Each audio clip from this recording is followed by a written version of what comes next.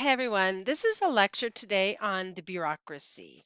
And it's important to note that the bureaucracy, when we think about that, um, means the offices of government, the complex structure of offices, tasks, rules, and the principal organization that all big entities, big that are used by all big organizations, by all big institutions. So when we talk about bureaucracies, we're talking about government bureaucracies. You could also look at the bureaucracies in corporations like Microsoft, Apple. Those are large institutions that use this structure to coordinate their work and the work of their personnel. So bureaucracy in terms of political science includes all levels of government, the local bureaucracy, the state, and the federal bureaucracy. And we're talking about a pretty big thing here, right? None of us, if you think about it, really exist without bureaucracy. We need a birth certificate when we're born from the Department of Public Health. We get a social security number from the Social Security Office. We get a driver's license from the Department of Transportation or the Motor Vehicles Division, right? We even get a death certificate from the Department of Public Health. It's like our lives are very much coordinated and bookended by the bureaucracy. And we're talking particularly about these public entities, these agencies that implement policy. Policy or law is passed by the government, and then you need an agency to implement those policies. These agencies enforce rules and regulations, and they manage public programs. Now, there are some problems, of course, with bureaucracy. They pretty complex task environments and associated with bureaucracies, and they have to manage the competing demands of all of us, of all the citizens. And sometimes they are ambiguous and vague in that they don't know what the demands of government are and how to implement those. For example, a law is passed. What does that look like in implementation? That's something that can be pretty ambiguous and vague for some bureaucracies.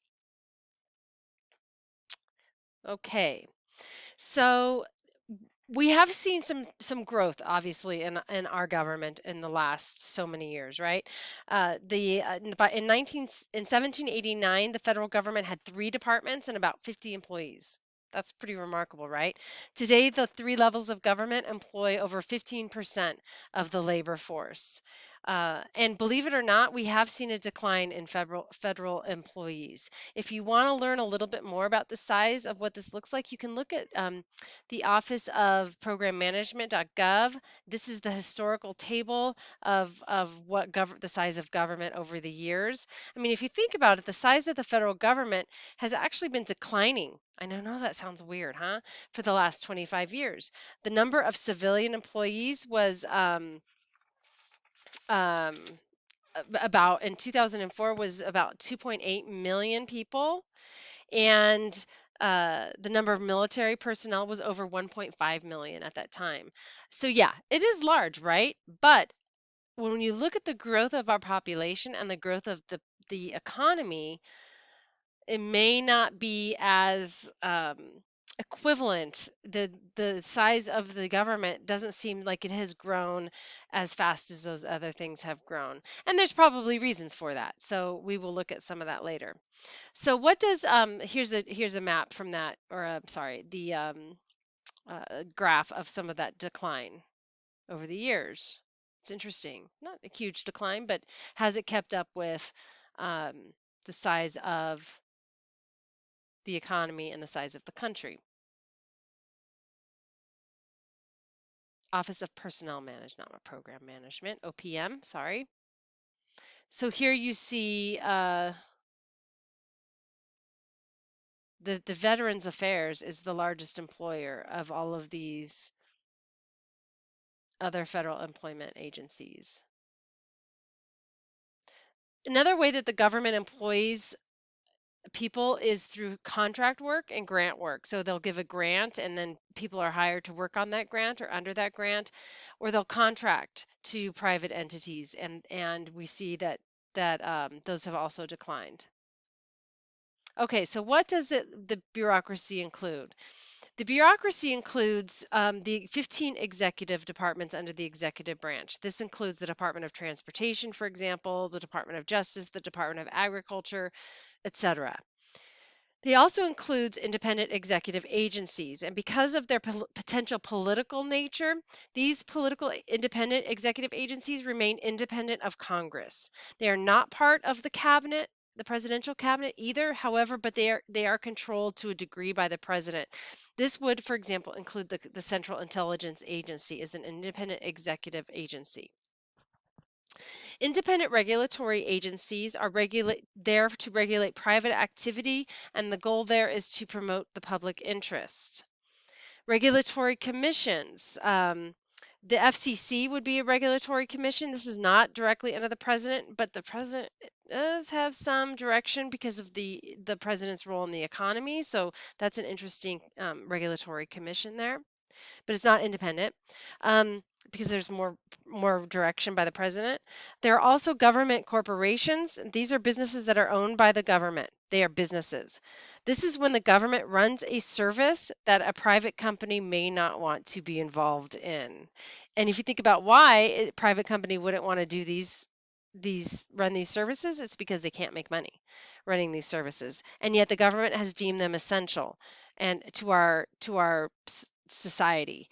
These include the post office. Okay, the post office is not a money-making entity, but it is a service that we may or may not think is essential.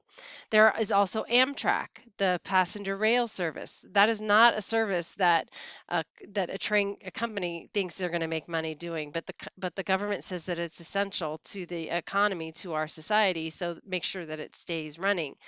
There also have been lending institutions to promote home ownership, like Freddie Mac and Fannie Mae. So these are some of the different elements of bureaucracy. Now, what does bureaucracy look like? First of all, it's hierarchical. Whether this is in a corporation or the government, that's always hierarchical. You know who your supervisor is, you know who your manager is, you know who's in charge. That's important. Along those lines, there's a division of labor where one employee's job is very clear in the formal rules and procedures that have been laid out. They know what they're going to do, and it would not be efficient for them to be doing everybody else's job. That everybody's job is divided, and that's how you get your product made or your services rendered. There are also, like I said, these formal rules and procedures, often known as standard operating procedures. They have to be written down. There can't be any ambiguity. There can't be any uh, um, question of how to implement them. People have to know what their job is and how to do it. Along those lines, there's professionalization, meaning that there's opportunity to be professional in your role, to know your role clearly and be good at it. The maintenance of files of records is part of a bureaucracy. These records hold the history of a corporation or an organization. They're really important. And also, you have to have a career. It's best to have a career-oriented staff, people who want to get better in their jobs. That has to do with also professionalization, and people you can train from the bottom up that you know will rise and rank in your organization. That's actually really important because it doesn't make sense to have to fire people and retrain everybody anew. So that's a really important part of bureaucracy. Um, Bureaucrats maybe at every level, right? They can be, for example, appointed by the President of the United States, at least at these higher levels. They may be civil servants who apply through the Office of Personnel Management. Um, to be a civil servant, you often have to take the civil service exam associated with certain jobs. We call these often rank and file bureaucrats.